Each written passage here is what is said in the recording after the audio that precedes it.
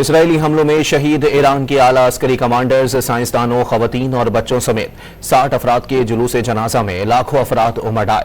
Tehran کے انقلاب square پر ادا کی گئی نماز جنازہ کے موقع پر ہر آنکھ اشکبار اور فضا سوگوار تھی۔ تفصیلات اس رپورٹ میں۔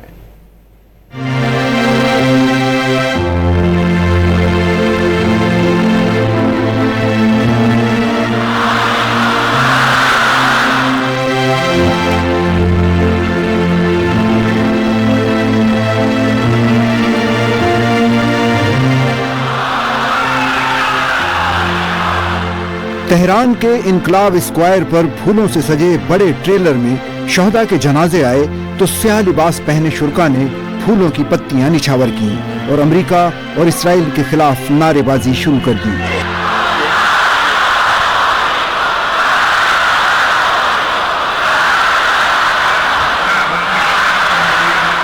صہیونی حملوں میں شہید مسلح افواج کے سربراہ میجر جنرل محمد باقری، پاسداران انقلاب کے کمانڈر جنرل حسین سلامی اور ایرو اسپیس فورس کے سربراہ جنرل امیر علی حاجی زادہ کی نماز جنازہ بھی اسی مقام پر ادا کی گئی۔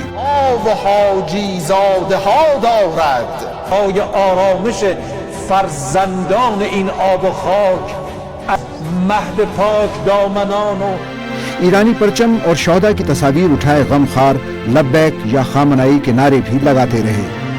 اومدیم به دشمنم بگیم که ما همه با هم هستیم و این کشور رو تنها نمیذاریم و هیچ کدوممون پشت کشورمون خالی نخواهیم۔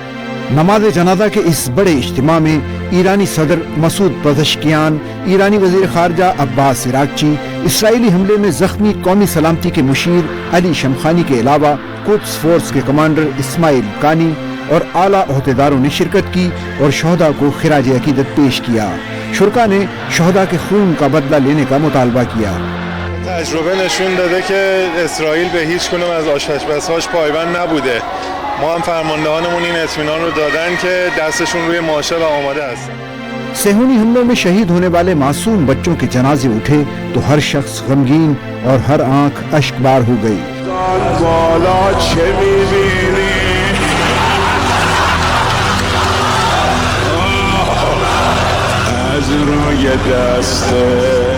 جلوس جنازہ میں خواتین اور بچوں کی بڑی تعداد نے بھی شرکت کی اور شہداء کو ان کی قربانیوں پر خراج عقیدت پیش کیا۔